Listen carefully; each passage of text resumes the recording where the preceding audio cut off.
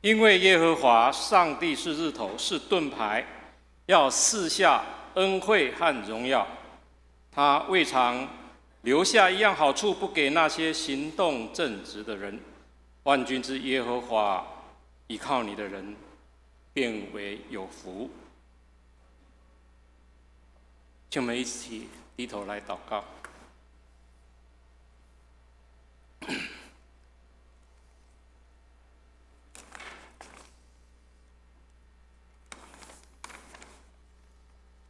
亲爱的天父，感谢你的恩典，再一次成全我们一起弟兄姐妹们一起聚集在你的圣殿中，我们一起敬拜来仰望你，愿你的话语成为我们的帮助。亲爱的天父，我们当用谦卑和诚实来敬拜你，也祈求你让圣灵在我们每一个人心中运行，并教导我们，能够让我们多为别人祷告和这个国家祷告，能够发现真理，彼此祝福。求主帮助我们，也让我们愿意完全降服在圣灵的带领当中，也让我们能得到你所赐的各项恩典，以及给我们传福音的各项装备，来为你工作。祈求天上阿爸父一切掌权，愿我们的崇拜从开始到末了，都有你与我们同在。奉主耶稣基督的圣名祷告，阿们。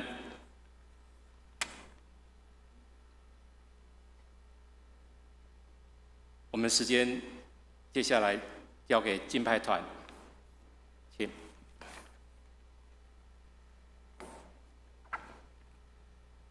各位弟兄姐妹平安，很久没有在台上跟大家一起来敬拜了。如果身体许可，我们一同起立来敬拜，好不好？我们现在对着我们右边的人说：“我的救赎者活着。”我的救赎者活着。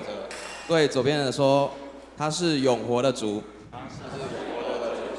好，我们一起来敬拜，拍手。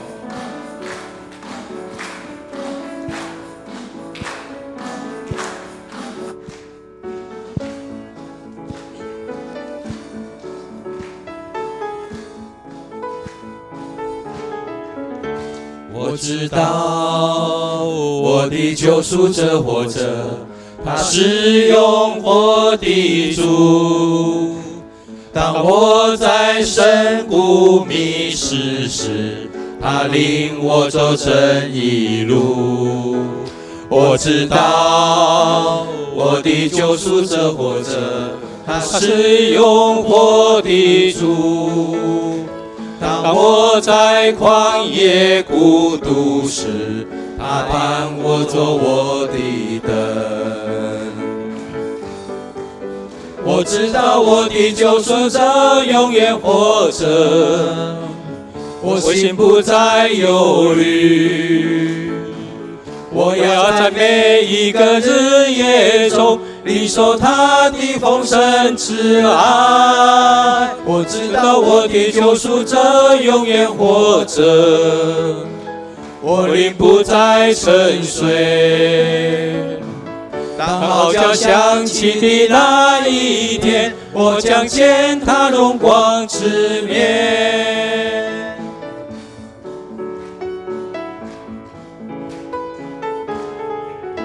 我知道我的救赎者活着，他是永活的主。当我在深谷迷失时，他领我走正义路。我知道我的救赎者活着，他是永活的主。当我在旷野孤独时，他伴我走我的灯。我知道我的救赎者永远活着，我心不再忧虑。我要在每一个日夜中领受他的丰盛之爱。我知道我的救赎者永远活着，我灵不再沉睡。当号角响起的那一天，我将见他荣光之面。我知道我的救赎者永远活着，我心不再忧虑。我要在每一个日夜中领受他的丰盛之爱。我知道我的救赎者永远活着，我灵不再沉睡。当号角响起的那一天，我将见他荣光之面。当号角响起的那一天，我将见他荣光之面。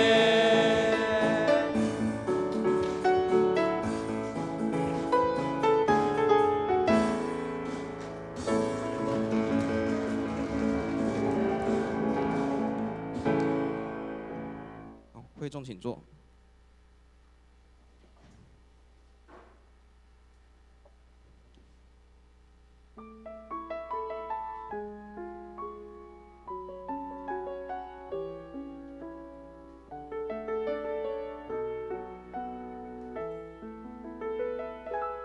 主耶稣，我感谢你，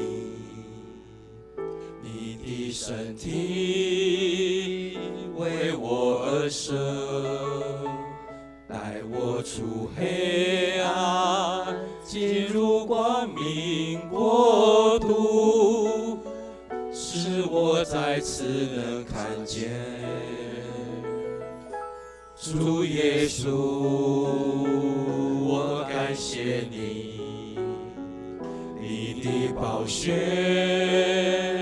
为我而流，宝贵十架上医治恩典永留，使我完全的自由。宝贵十架的大能是我生命，主耶稣，我夫妇敬拜你。宝贵十架的救恩是你所立的约，你的爱永远不会改变。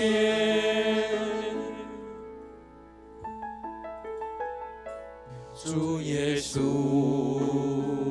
我感谢你，你的身体为我而舍，带我出黑暗，进入光明国度，使我再次能看见。主耶稣，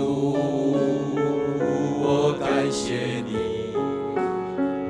你的宝血为我而流，宝贵十架上医治恩典永留，使我完全的自由。宝贵十架的大能是我生命。主耶稣，我夫妇敬拜你。宝贵十架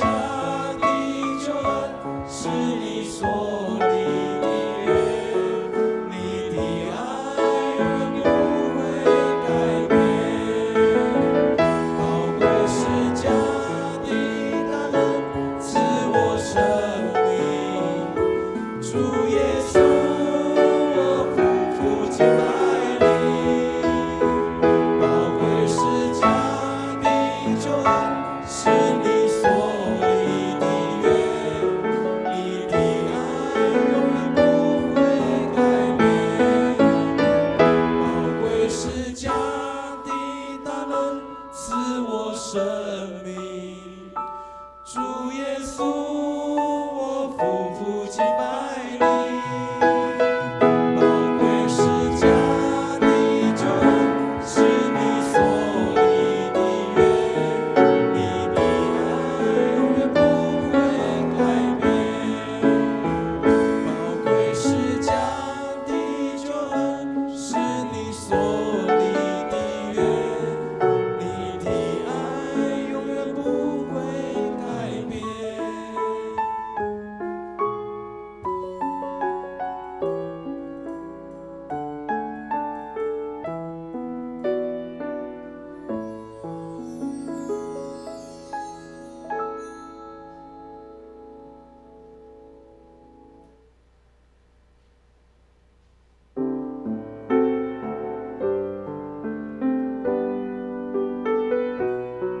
主耶稣，我们感谢你，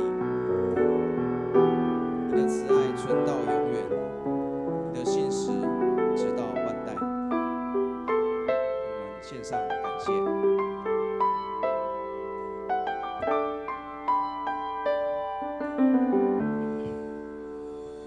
我献上感谢，因你恩典满溢，谦卑你面前，万世界属于你。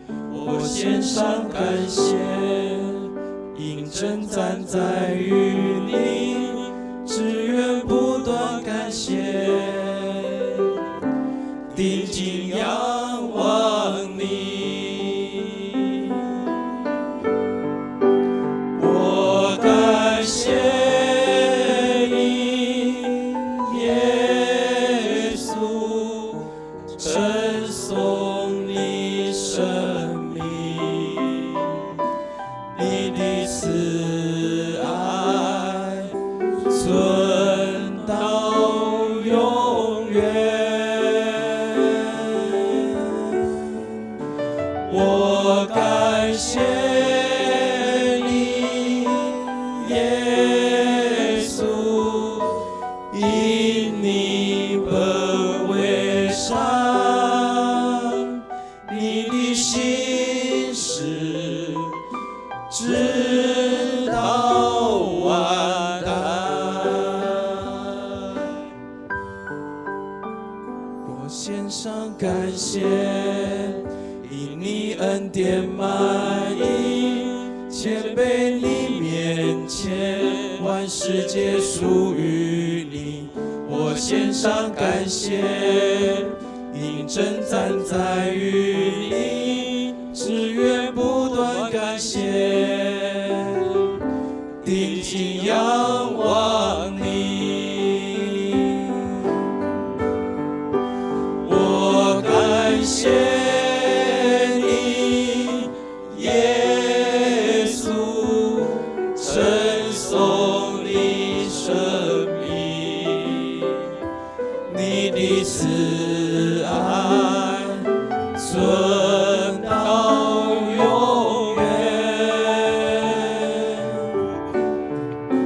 我感谢你，耶稣，因你本为善，你的心事直到万代。要以感谢，要以感谢进入你的门，要以赞美进入你的院，要以感谢进入你的门，要以赞美进入你的院。我感谢你，耶稣，称颂你生命，你的慈爱存到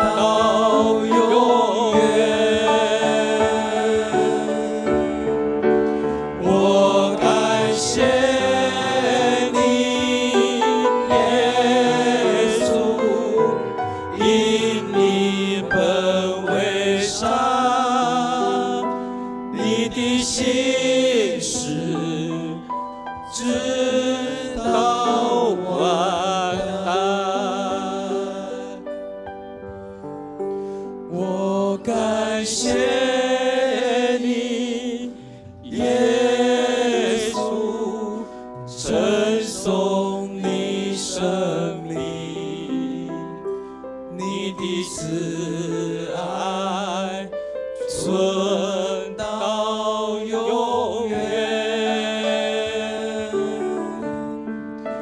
我感谢你，耶稣，因你本为善，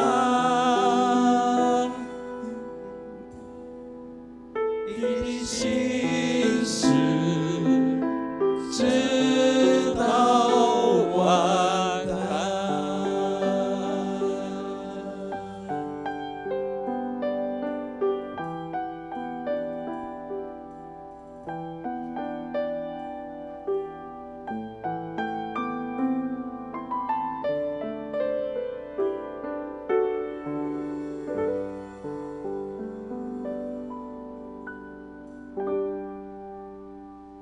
我们一同站立，我们用使徒信经宣告我们的信仰，请。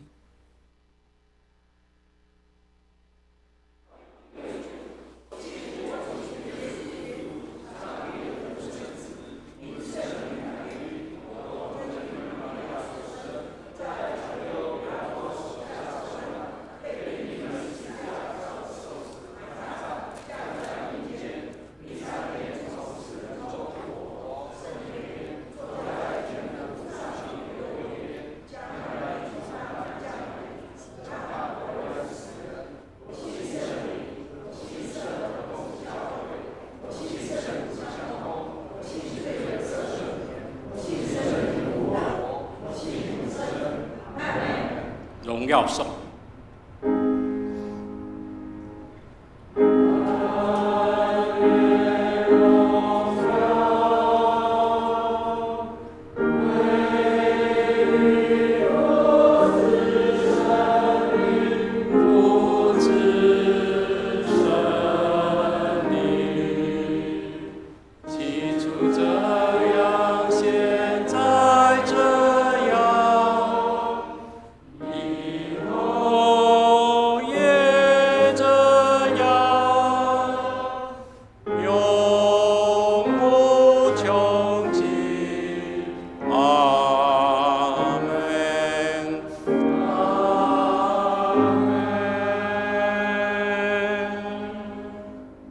请坐。以下我们来读上帝的话语。我们用起印的方式，请翻到圣经诗篇第90篇。今天我们要起印的经文，第1节到第6节，还有13节到17节。我念单数节，请弟兄姐妹来念双数节。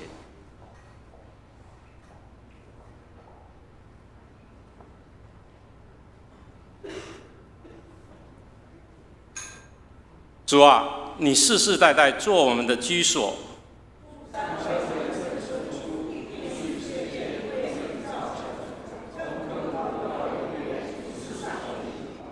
你使人归于尘土，说：你们世人要归回。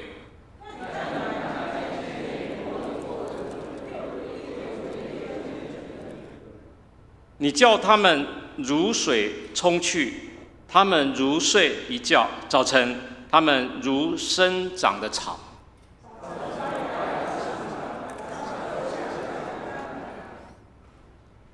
13节，耶和华，我们要等到几时呢？求你转回，为你的仆人后悔。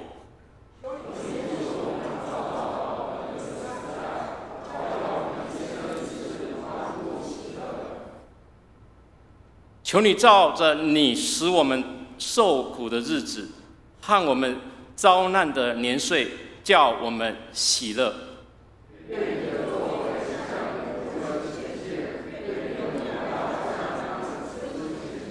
17节，我们一起来。愿主我们上帝的荣美归于我们身上，愿你建立我们所做的功，我们所做的功，愿你。感谢主。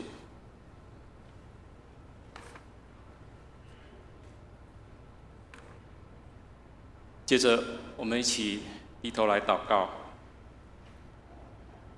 我们为我们这世上每一个角落来祷告，愿我们所牧养的牧区来祷告。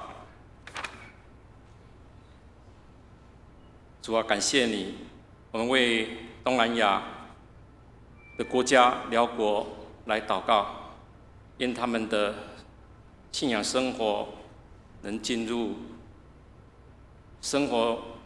我们的信仰能进入他们的生活当中，能体认耶稣基督。我们也为台湾卫理公会教区来祷告，为东台牧师为教会奉献充足得人来祷告。我们为我们国家的政府各级长官来祷告，求主赐给他们有智慧来带领整个国家。我们也为我们台湾人民幸福来祷告，特别感谢主为这次疫情让我们控制得以，在台湾能够领受到上帝的恩典平安。我们也特别为世界各个地方角落受到疫情严重伤害的每一个国家，尤其欧洲、美洲各个地方，疫情正在扩散当中，求主特别恩典赐福，让他们当地政府、国家领导人有智慧来控制得宜。我们也为台湾青少年能得到完善的教育知识、美好品格的教育塑造来祷告，也为我们台湾水情告急来祷告，求上帝格外施恩，求主帮助我们，求主垂听我们祷告，求主来赐福帮助我们。最后，我们也愿意用主祷文，主耶稣教导我们的主祷文来祷告。他是这样说：我们在天上。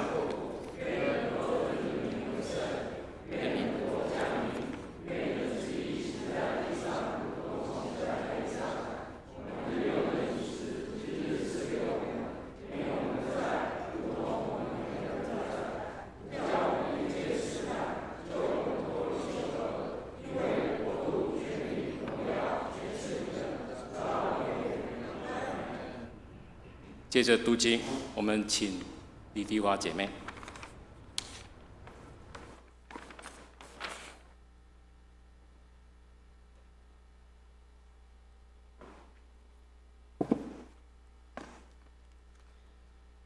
各位姐妹平安。今天读两处经文，第一处在旧约圣经的申命记34章1到8节，1到12节。我们翻开教会的圣经，旧约210页，申命记34章。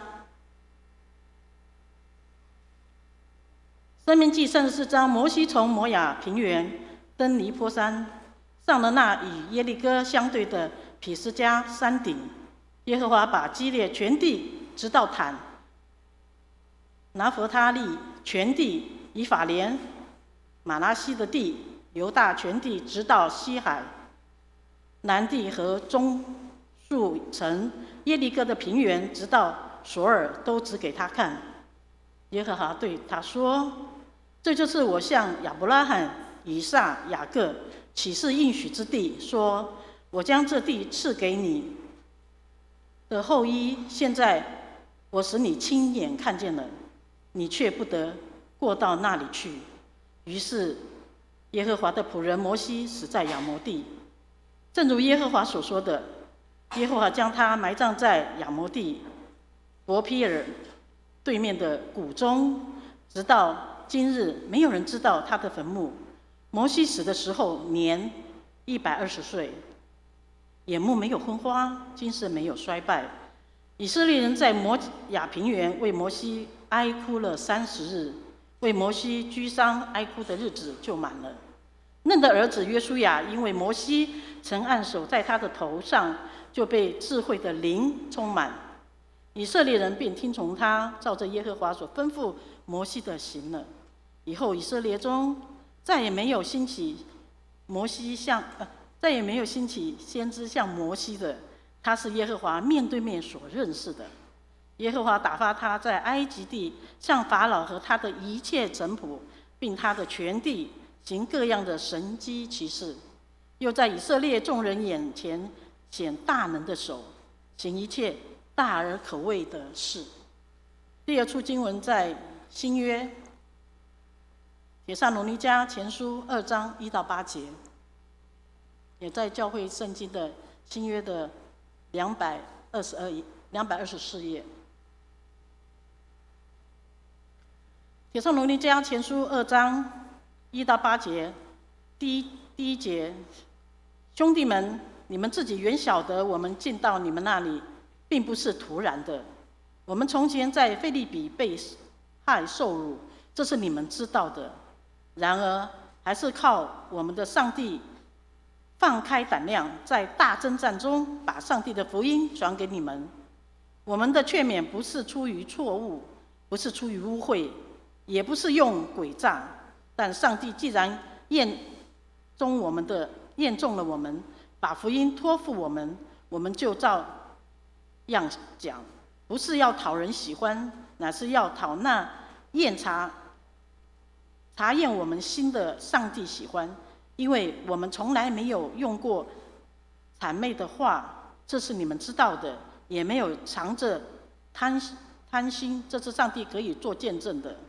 我们做基督的使徒，虽然可以叫人尊重，却没有向你们或是向别人求荣耀，只是你们中间存心温柔，如同母亲乳养自己的孩子。我们既是这样爱你们，不但愿意将上帝的福音给你们。以上是上帝的圣训。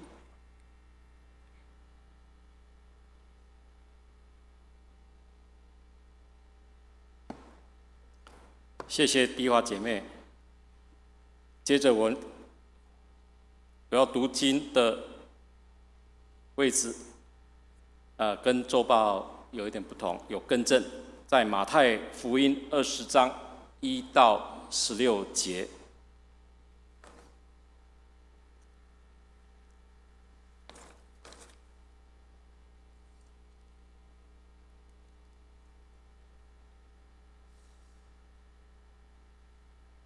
因为天国好像家主清早去雇人进他的葡萄园做工，和工人讲定1天1钱银子，就打发他们进葡萄园去。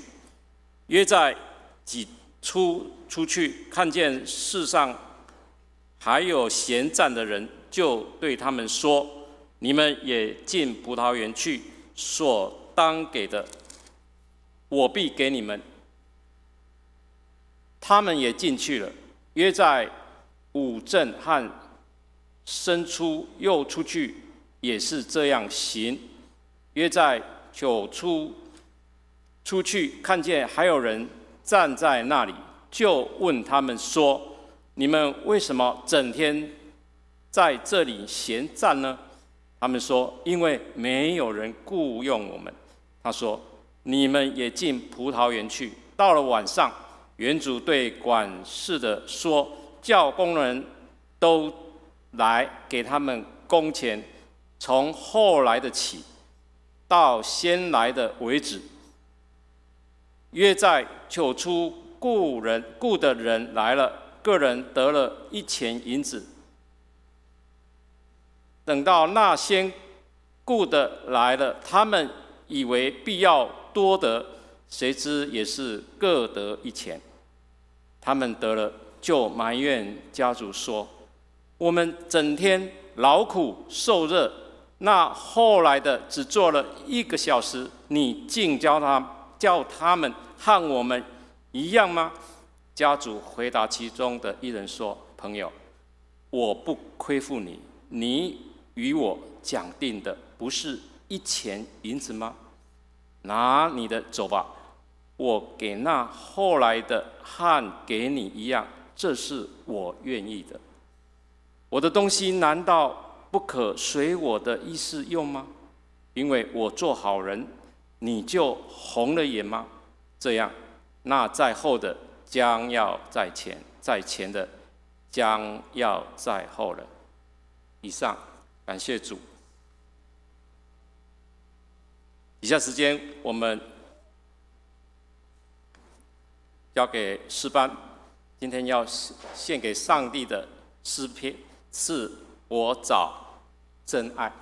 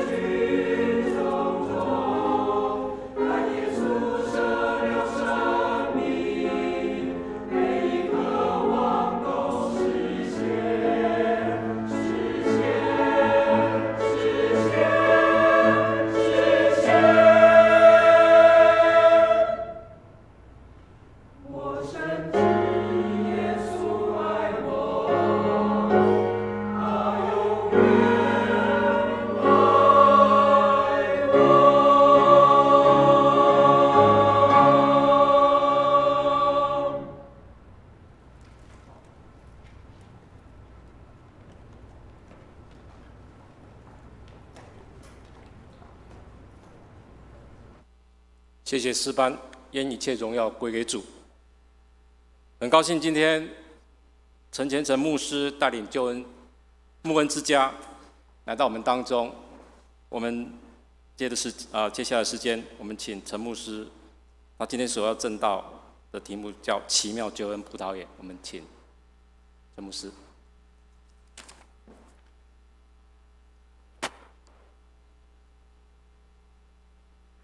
亲爱的蔡牧师，还有我们各位长职同工弟兄姐妹，大家平安。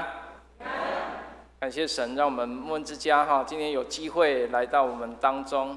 那我们先来分享我们的事工在后面再来分享神的话语。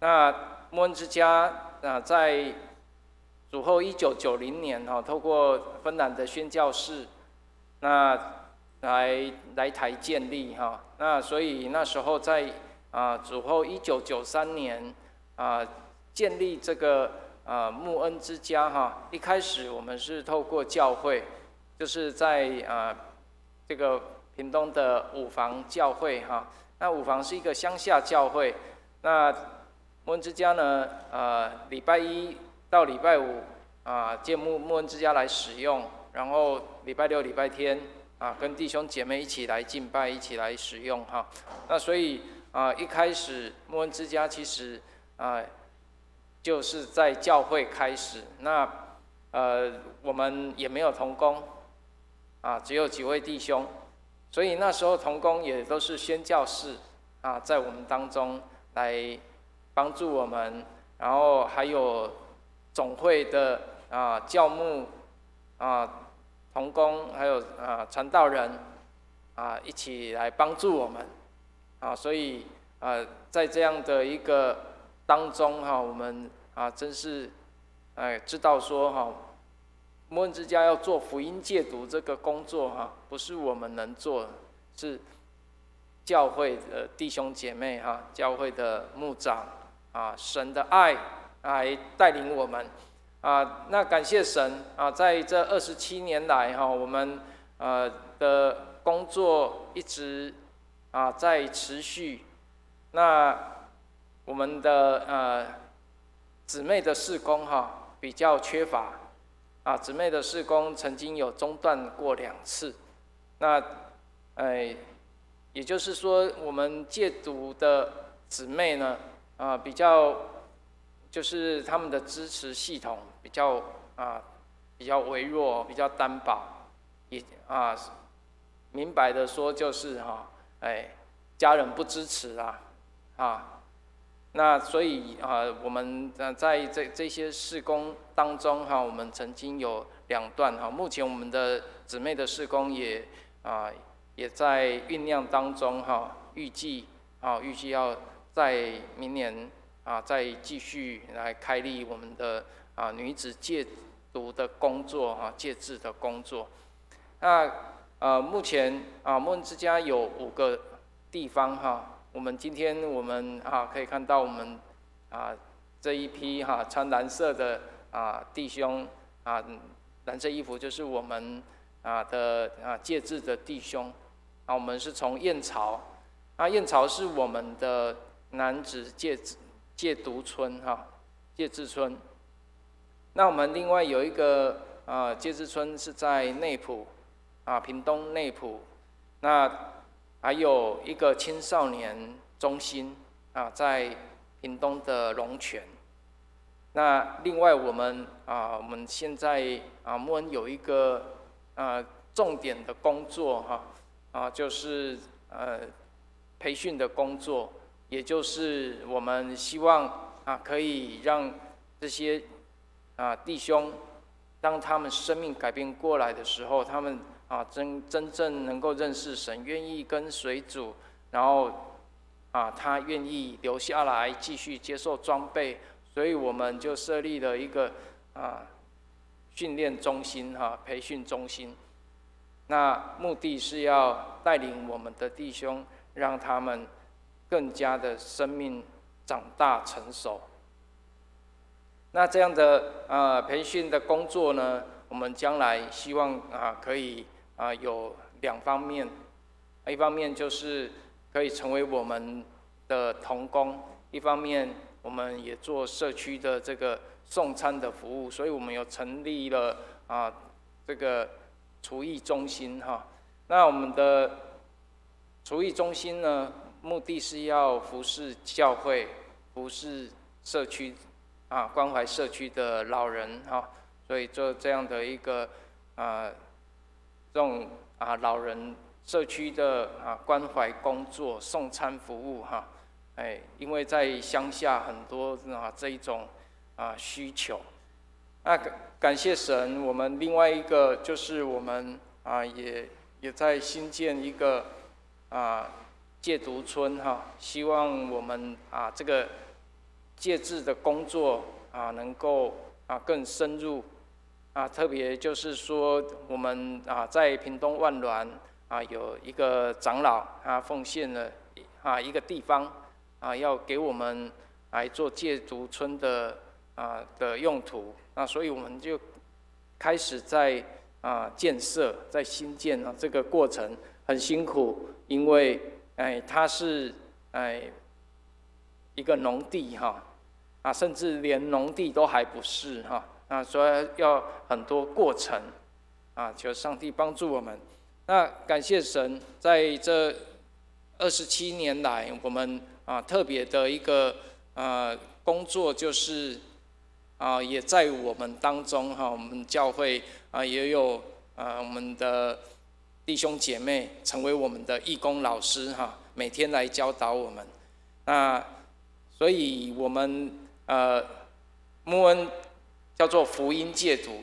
福音戒毒呢，就像我们所说的这个从圣经来的说福音是神的大能，要救一切相信的，就是要让我们这一群曾经迷失在毒品、在酒当中呢，能够被挽回过来，被神的福音挽回过来。所以透过许多弟兄姐妹、牧长来教导我们。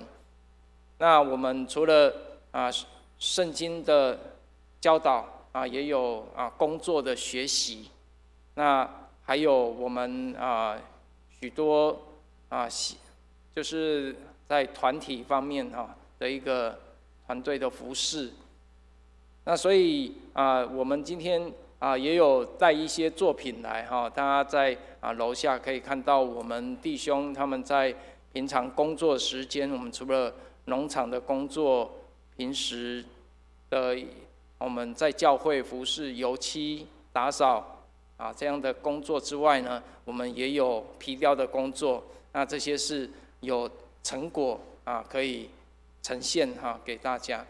那感谢神，我们这些工作主要就是要让我们的弟兄呢，能够在这个当中看见神的带领，神在我们身上的作为。那所以其实我们很感谢神，很感谢神，说我们每一个弟兄呢，从过去在这样黑暗当中，那如何可以看见说神在我们身上，我们是有神的形象神的大能作为在我们身上，使我们再一次重新看自己。那以下我们要先来献一首诗歌请我们弟兄出列我们这一首诗歌呢，它歌名叫做《救赎的恩典》。我们过去在黑暗的角落，如今蒙神的救赎，我们可以在他面前在人面前勇敢来见证。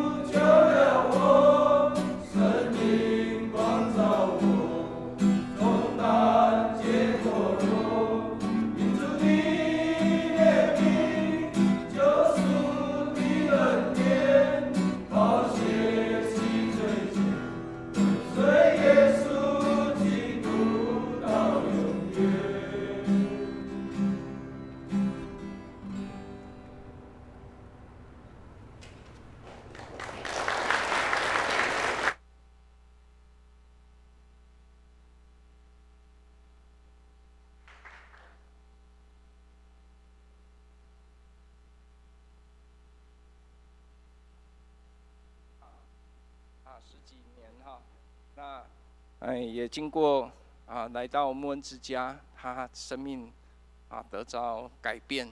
我们请他来做见证。牧师、长子、弟兄姐妹，大家平安。感谢神的恩典，他的恩待与怜悯，还有主耶稣舍己的爱，我今天才能够站在这里。那我是一个吸食1、2级毒品的成瘾者，那就是吸食海洛因跟安非他命的。人家在讲说，吸食海洛因的只有要戒掉只有一个方式，那就是死掉了。那往常我这个时候，昨天晚上我要睡觉之前，我就在想着，今天早上起来我要去找谁拿钱，我要去找哪个亲戚，找哪个朋友，巧取豪夺死皮赖脸的，我就是想办法，就是要拿到钱。那拿到钱了以后，我就是要去找毒品，找到毒品，我就要找一个地方，来施打毒品。很可能我在一次施打过量，有可能就死在公共厕所，或是就被警察抓到，现在有可能也待在监狱的某一个角落。那我从小生长在一个很复杂的环境，那家里住在火车站前面，家里是经商的，因为家中有人染上赌博的习惯，那就把房子都输掉了。那后来知道也长大以后有一点年纪以后就知道，因为是被诈赌嘛，家人也没有因为这个教训就把这个习惯改掉了。那我对这个世界跟对这个社会，我就充满了不信任、怀疑甚至脾气也暴躁，甚至也开始学会怎么样去算计。那我很早就进入到社会，那我也用着我看到的，我学会了周遭环境这些的一些伎俩，我从事了很多不光彩的事情。那虽然钱是赚到了，可是我都不会满足，那心里也不踏实。那后来我才知道，原来那就是没有平安了。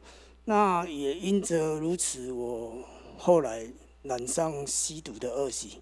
那也因为吸毒，那进出监狱很多次那我也是有想办法要去改，可是我就是找不到一个方式，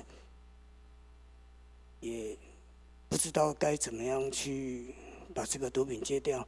那我自己也想说，我这样子不如死就算了，因为死了以后我就不会连累到家人，那我也不会去害人。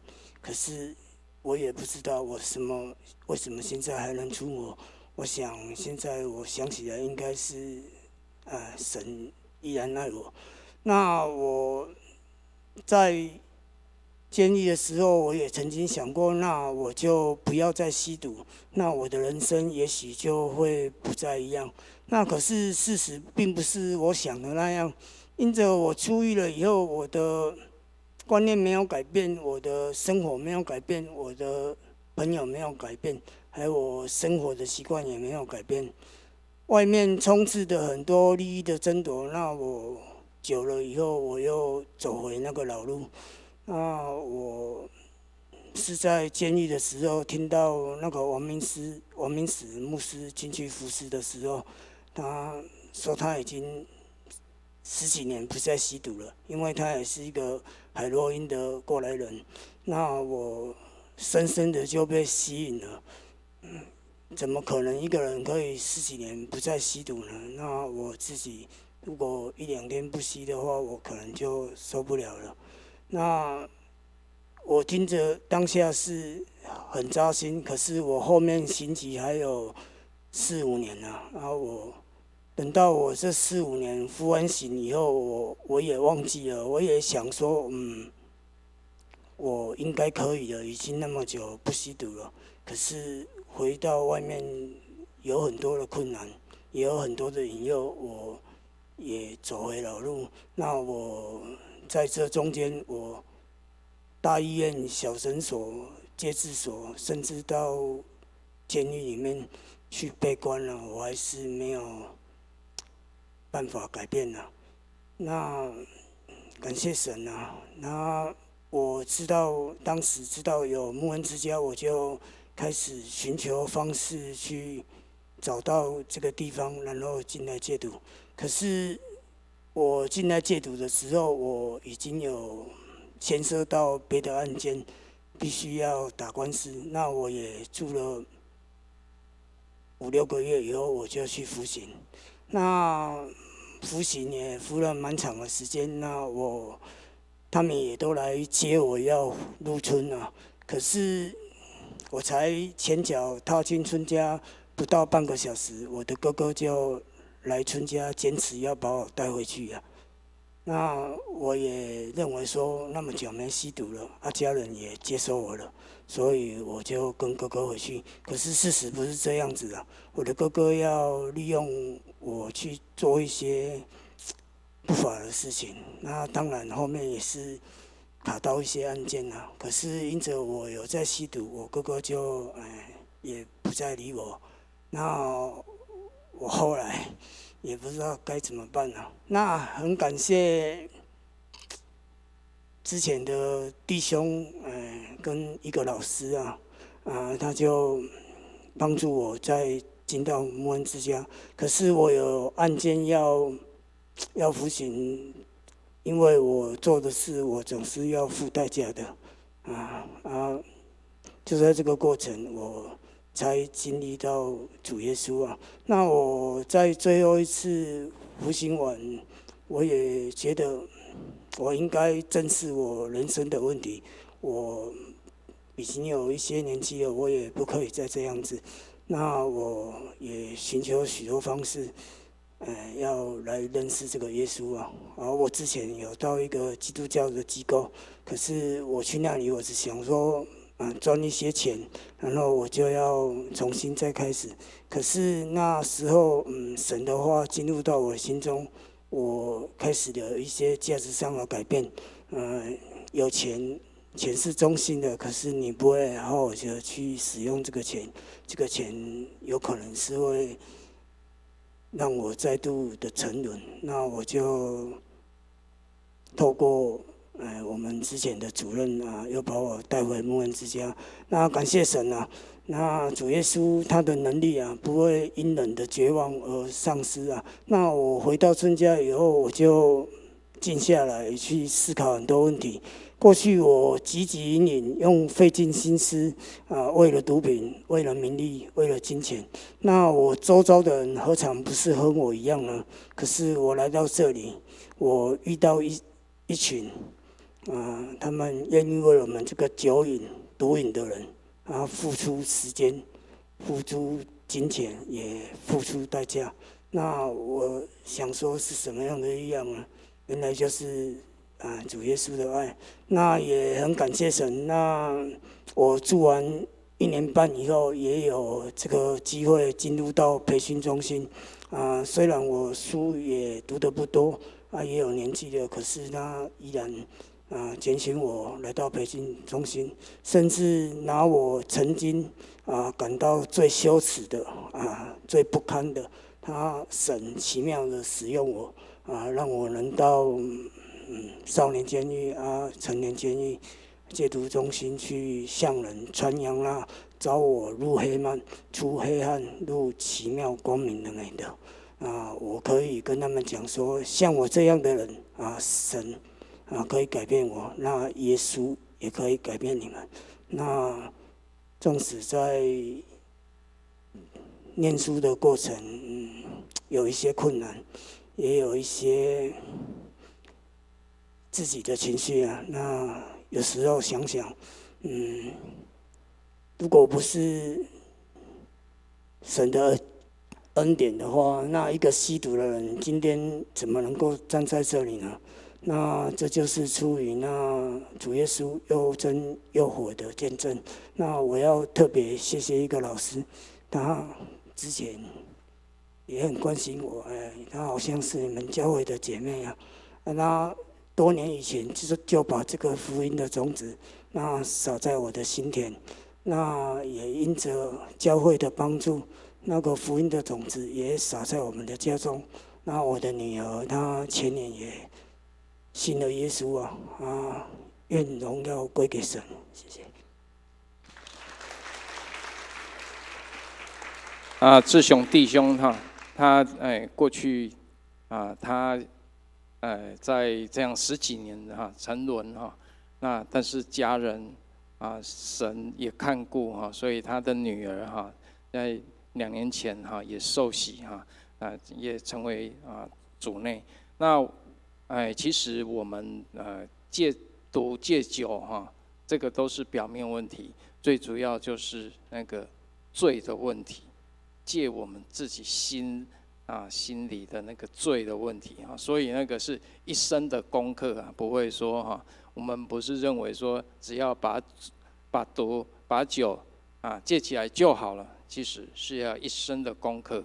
那所以我们每一个弟兄也是要不断的继续的信靠主走主的道路了，不是到此为止那我们以下我们要献这一首诗歌叫做做主门徒，就是我一生要做主的门徒，走这一条道路。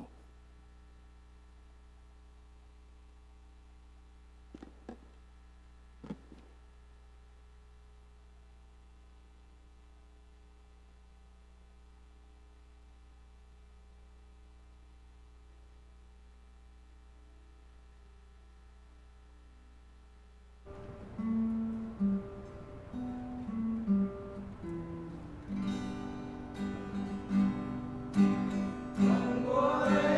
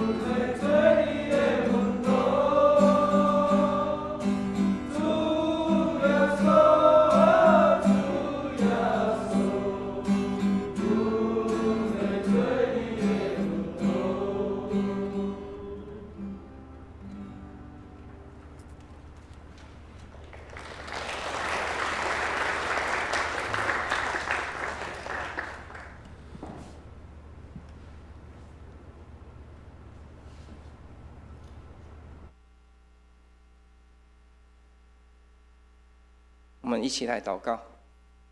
天父，我们感谢你，谢谢你恩待我们。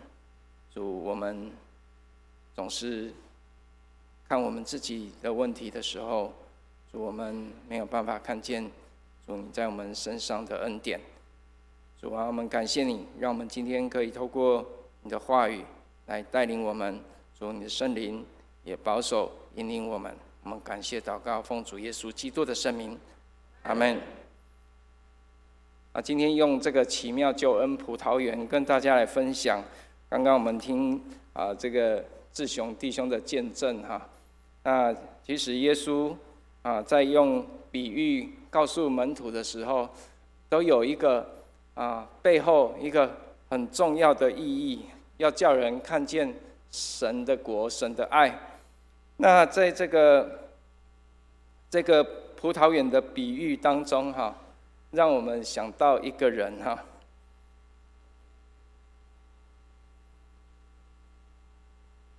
哈，想到一个美国的盲人歌手这个歌手叫 Stevie Wonder 那是一个比较年纪比较大的比较大的歌手，他是一个盲人。那他在小的时候，他的老师告诉他你有3大困难，你一生就只有在家里做手工就可以了你不会有什么太大的发展。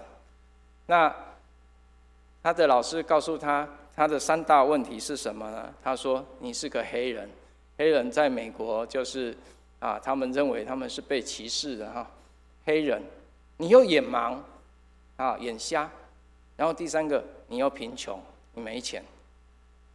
但是在他12岁的时候，过没多久，他12岁的时候呢在美国的这个他们的经纪人就是音乐老师就称这个 Stevie Wonder 是一个天才歌手天才音乐家。那所以呢，他后来他就一直被栽培他成为一个很有名的黑人盲人歌手那后来他讲了说这一段话，他说若是我看不见，会用外表去判断人吗？不会，我更可以抛开不重要的东西，选择更重要的。也就是他说他因为看不见，他不会用外表来评断一个人，评断一件事情，而是会选择更重要的。但是呢，那些看不见视而不见的人更可怜也就是指视而不见是指只看外在而看不见内在，那这样的人更加的可怜。那我们要从这里来看，主耶稣告诉我们这个葡萄园到底对我们是什么意义呢？那第一个就是讲到说，这个葡萄园很有意思的一件事情，就是这个不像一般的一个家主雇请人他说一大早有家主去请人进他的葡萄园做工，然后呢在早上9点又去街上看，然后又看到一群人在那里闲晃，又把他们找进来，然后到12点又找了一批人，到下午3点又找了一批人进葡萄园，然后到下午5点一般他们是到6点收工，那5点进来也叫他们进来说，你们为什么整天在这里闲晃呢？他说我没有人请我们那这个主人就说你们也进葡萄园。那这个到那一天为止总共前后很多人都进葡萄园去做工要得这个工价。但是呢主耶稣在讲这个葡萄园啊，其实这个葡萄园就是一件，对我们来讲就是一件很重要的事情，就是神进入神的福音里头啊，神的救恩当中。那所以这里说神的爱与恩典不用排队，没有短缺。为什么这样讲呢？因为主耶稣他讲到说，不管什么时间，是这些人是怎么进去葡萄园，这些人是被主人邀请，是主人邀请他，所以这里一直出现的就是进葡萄园，进葡萄园。我们在这个比喻当中，是主人去邀请人进葡萄园，不是人想要进葡萄园。这个葡萄园在犹太人的解释就是以色列人以色列国，也就是说进入上帝的拣选里头这个葡萄园。所以我们可以知道说，这个是一件主人在做的事情，也就是这里讲的说，蒙选召进入葡萄园。所以重要的是说，这一群人他们相不相信？他们相信与这个家主有共同的这样的一个约定，他们进去，相信他就进去工作了相信就进去工作了。否则这个下午5点进去工作的人，他会不会怀疑？他肯定会怀疑。你叫我现在进来工作，我能够得多少钱呢？我一定是没有做多少事情啊。他说可能我连工钱都领不到。所以我们在看这样一个比喻的时候，可能不会把这个想得很深，就是其实这些人他不一定会相信家主，但是家主他的确会这样做，所以会进到这个葡萄园的是蒙神的恩典，蒙上帝恩典。刚刚我们听到这个志雄弟兄的见证，他如果不相信，他仍然会选择用自己的方式来解决他的问题。我们是不是也会用自己的方式来面对自己的问题？然后第二个呢，我们要看到这个葡萄园的比喻，他说什么呢？葡萄园是宣告神白白的爱。为什么宣告神白白的爱呢？不是做工的有工钱吗？有工价吗？这个工价不是指他得到什么工价，是得到这个救恩是一个完整的救恩是一份的，它不会有半份，不会有1/3。你太晚进来，你只能怎么样？上帝好像就给你半份的工价，你只能得救得一半。那得救得一半是什么意思？所以这里讲到说，宣告神白白的爱，就是每个进到葡萄园进来的，不管何时进来的，都是怎么样？都是得到那一份完整的。也就是这个最起初进来，在那里说公平不公平的事，为什么那最晚进来的跟我们是得一样的工价？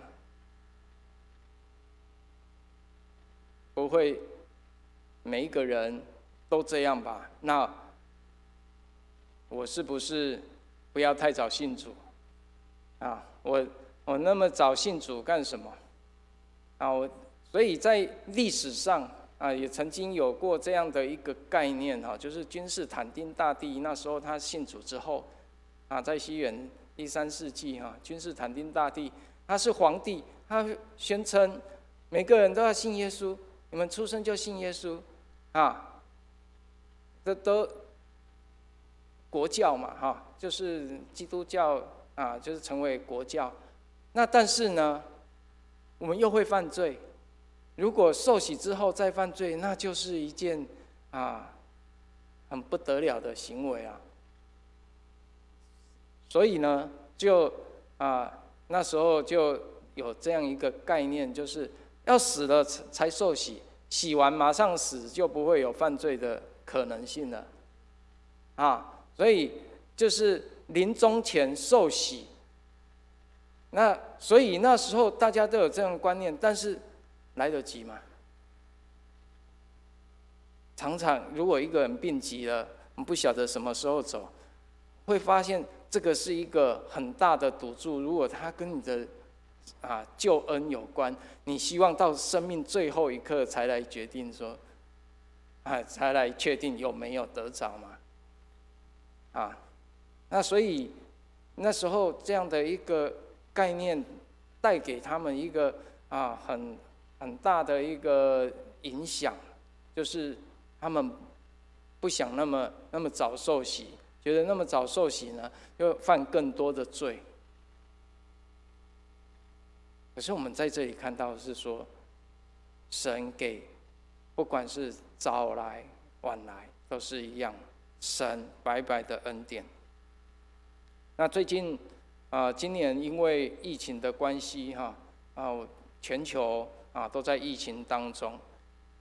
在美国4月的时候，他们发起了一个运动，就是呼吁他们的退休的医师、医疗人员来帮助因为医疗人员极度不足他们需要有医疗人员，他们就呼吁这些退休的医师起来来帮助这些在疫情当中的百姓。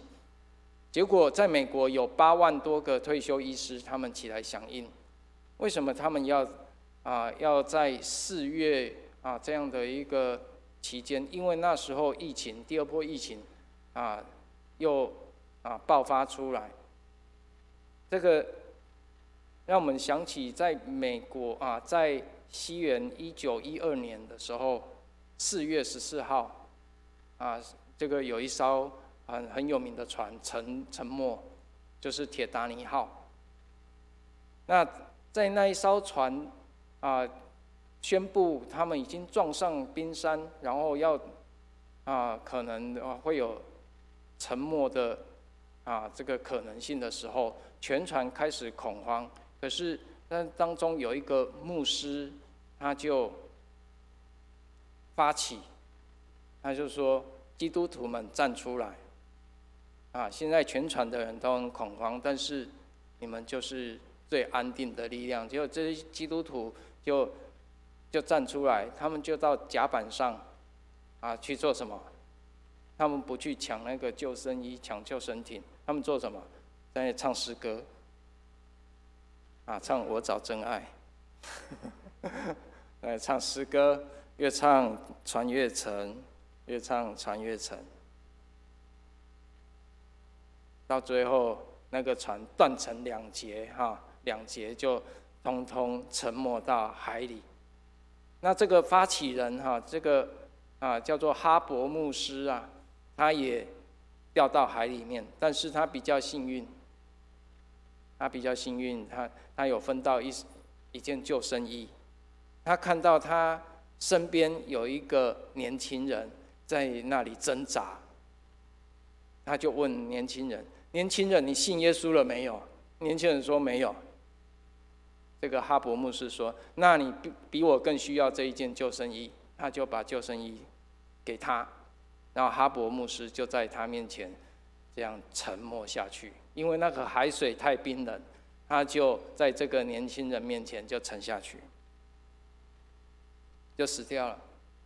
后来这个年轻人他跑到美国芝加哥的一个布道会上面去做见证，他说：“我今天我可以站在这里，是因为哈伯牧师给我他的救生衣。哈伯牧师就是那一场布道会的讲员。他说，这个哈伯牧师，他今天本来应该在这里，但是是因为他把他的可以救生的让给了他，使他可以今天站在这里为他做见证。”我们可以看到，这个哈伯牧师，他愿意用这样子来回应神给他的呼召，给他的爱。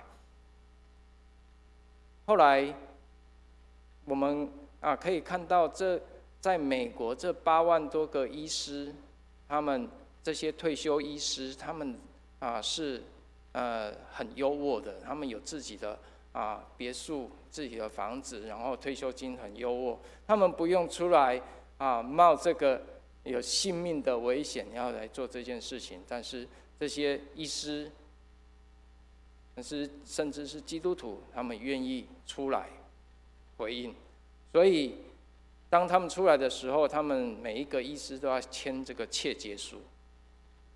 切结书上面写着说，如果我不幸得了新冠病毒，我愿意放弃那个医疗，把医疗让给更需要的人，让给那比较能够救活的，因为这些医师都老了，都年纪大了，让给年轻人比较有机会来获救，来得救，就是他们回应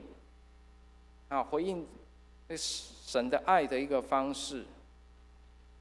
也就是告诉我们，这个葡萄园，它讲的就是神给我们这样一个白白的爱，白白的恩典。那我们如何可以回应它？第三个，这个葡萄园的比喻讲到什么呢？讲到说是一生信靠神的恩典。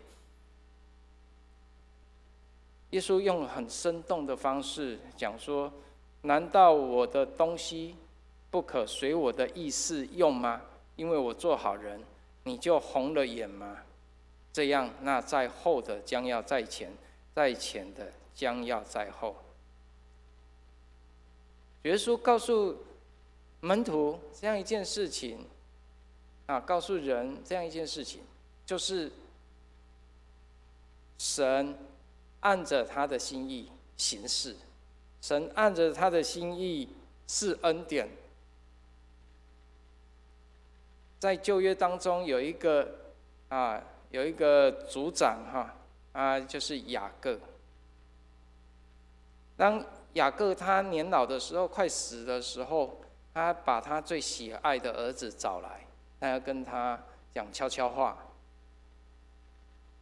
并且要把这个非常大的祝福给他的孙子，也就是约瑟的2个儿子。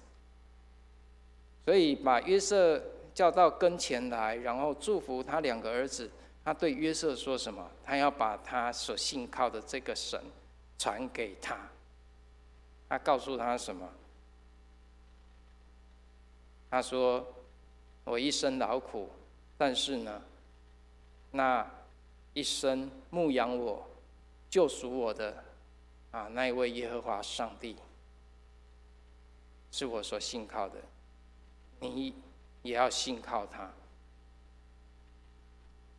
所以在雅各的一生当中，他一直想要为自己求很多东西，掌握很多东西，但最后他生命当中的体会是什么？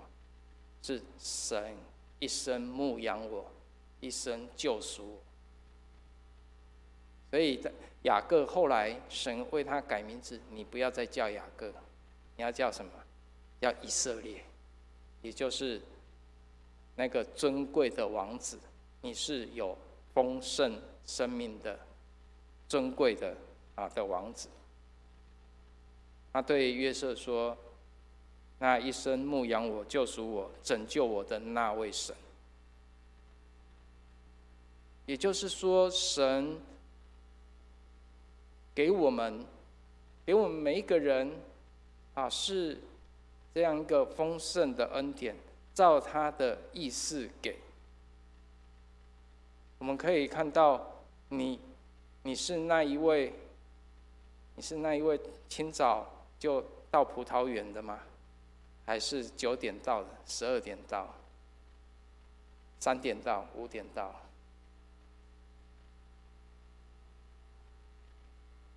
我们牧恩的弟兄可能都是5点半才到的，大家就觉得不可能，这样的要得神什么样的恩典呢？他们能得多少呢？他们过去是这样子的一个生命，但是并不是如此。神要给的就是一个完整，所以让我们可以知道说，当彼得他年老的时候，他在彼得前书里头讲到说，唯有你们是什么样的人呢？你们是属神的子民，要叫你们宣扬那召你们出黑暗入奇妙光明者。也就是说，上帝要赐给人的是别人抢不走。对以色列人讲，对我们而言，都是神给我们，神要给我们。唯有你们是那光明的国度，是属上帝的子民，要叫我们宣扬神奇妙的作为。这就是神给我们奇妙的救恩，透过这个葡萄园，也给我们知道说，我们一生可以信靠他，我们一生可以回应他、服侍他。我们一起来祷告。天父上帝，我们感谢你，我们感谢你，主，你的爱始终如一，主，你对我们的看见，也是从你那永恒的国度所看我们。主，我们感谢你，主，不是因着我们找到你，乃是主你找我们，并且呼召我们进入你的爱当中。主啊，帮助我们，使我们晓得，主，我们愿意来回应你的爱，因为你的爱是如此的完整。主，你对我们的恩典也是丰丰富富。主啊，谢谢你，也帮助我们，叫我们有神你的眼光来看待我们的弟兄姐妹，与我们同在。谢谢恩主，祷告奉耶稣基督的圣名，阿们。所带的讯息，愿主赐福他在牧恩之家服事，力上加力。我们用马太福音的金句，我们来回应他今天的传讲的讯息。我们念2遍，来请。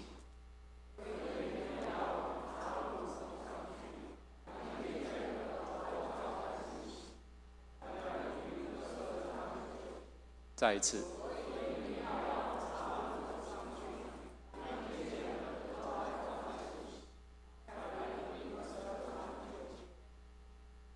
接着我们做的，用诗歌来回应，将最好献祝新灵粮诗选557首，我们唱全首。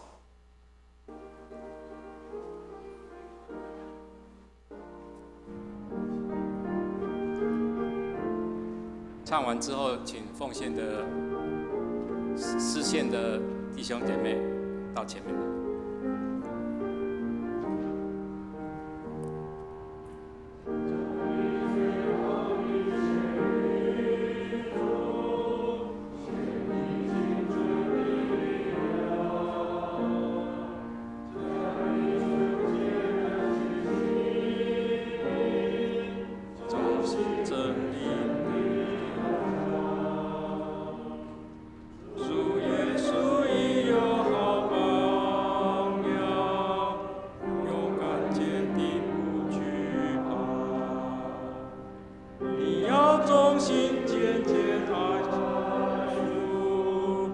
将最好奉献于他，将你最好的献于主，献你仅存的力量，穿上救恩全副军装，重新为真理打仗。第二节。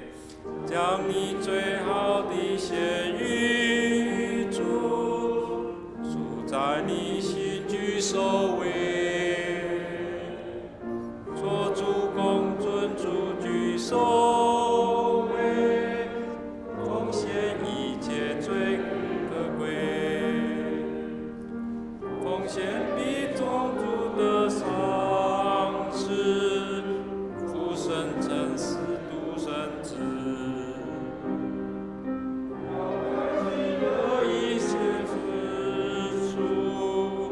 将最好奉献于他，将你最好的献于主，献你青春的力量，穿上救恩全副军装，重新为真理打仗，将你最好的献于主，主爱为他目的，将他自己做你属家，天上荣耀赏赐你，他是生命毫无怨言，救你脱罪把血洒。你要热心敬虔爱主，将最好奉献于他，将你最好献于主，尽存你力量，穿上救恩全副军装，重新为真理打仗。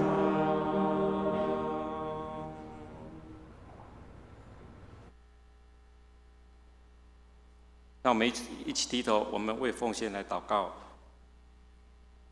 主啊，谢谢你，让我们有这段时间一起齐聚在这里，来敬拜你。我们现在要献出我们身上微薄的金钱，做圣工的使用，求主喜悦悦纳。感谢主，这样奉的是耶稣基督的圣名，阿们。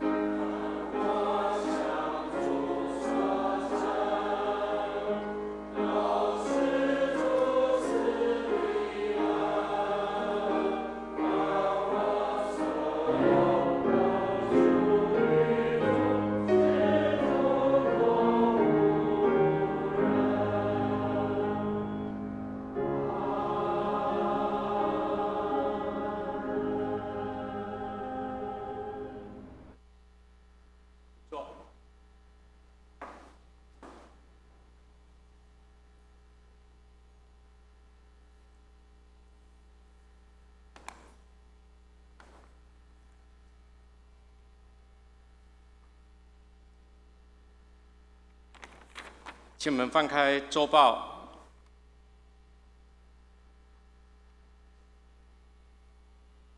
我来报告教会事工几肢体消息。在还没有报告之前呢，我们先来介绍今天有2位新到的朋友一位是洪行健，一位是萧吧，萧建雄，是不是？请立，让我们欢迎你，欢迎。希望尔后都看到你们，感谢主，感谢主来到我们当中。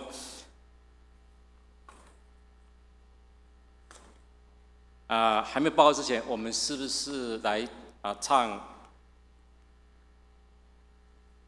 没有啊，好像要唱《成为一家人》是吧？好，我们就照程序走哈。来，我们看报告。今日是圣灵降临后第21主日，欢迎参加聚会。跟线上的新朋友，愿上帝赐福我们。今天特别感谢上帝，让牧恩之家来到我们当中，也陈虔诚牧师及同工，感谢他们来本堂证道及分享，愿主赐福他们，盼望大家用支持、奉献来鼓励他们，来支持他们，来关心他们。愿神的爱就在我们大家一起当中。第3，主日后11点半，在601教室有洗礼的洗礼前造就班，有意愿在圣诞主日受洗或转入的弟兄姐妹，欢迎参加。第4， 11月6号星期五上午10点，在本堂召开南区姐妹会，由彭美玲牧师主讲，请参加弟兄姐妹，请为参加弟兄姐妹祷告。第5，教会将在11月8号中午12点半，在201教室召开小组会议，还有记忆会等等的开会事宜，我们为此关心，我们一起代祷。第6， 2021年新任执事的名单公布在公布栏，请我们一起关心。还有9月的收支表都张贴在公布栏。第7，卫理神学院有开班欢迎弟兄姐妹能够关心，有兴趣，有心里有负担，请可以参加。第8，外展社区银法组赞美操，欢迎弟兄姐妹你需要的话，请欢迎参加。第9，为教会弟兄姐妹工作稳定、身体健康，不受疫情影响一起来关心代祷。第10，教会2020年圣诞节筹备的工作，我们为工作顺利规划来代祷。教会圣诞节目布置即将要开始，如有空可参加布置的弟兄姐妹会友们，向师母来报名。第11，每个礼拜3晚上7点半，我们有新旧约圣经纵览课程，欢迎弟兄姐妹参加。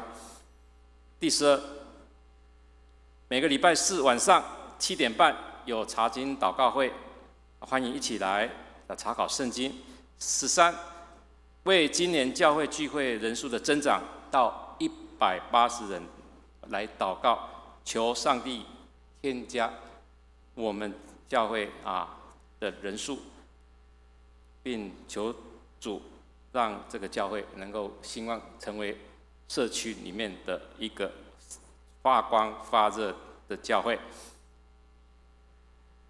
以上，接下来我们为肢体消息来关心代祷这边受到一些困难以及身体不适不舒服，还有病痛的弟兄姐妹们，我们一起为他们祷告，求上帝恩手来医治他们，让他们得到最好的医治及复原健康。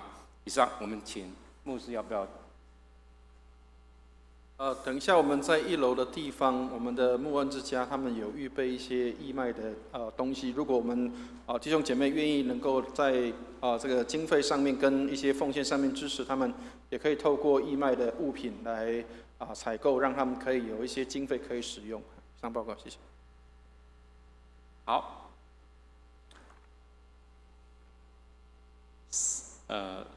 3一颂，请会众起立。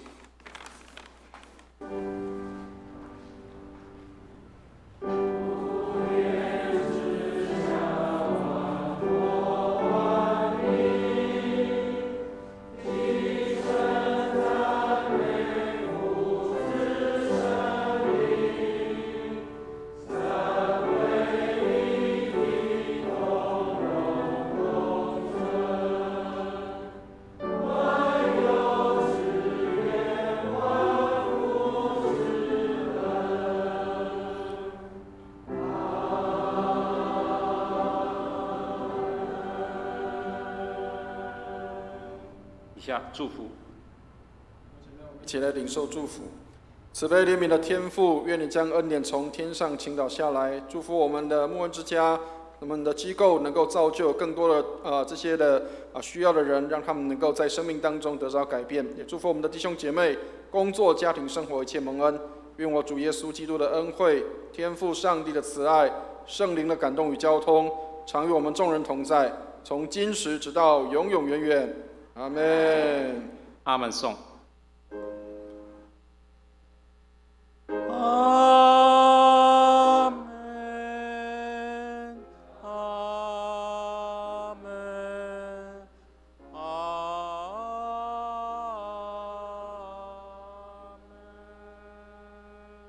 门。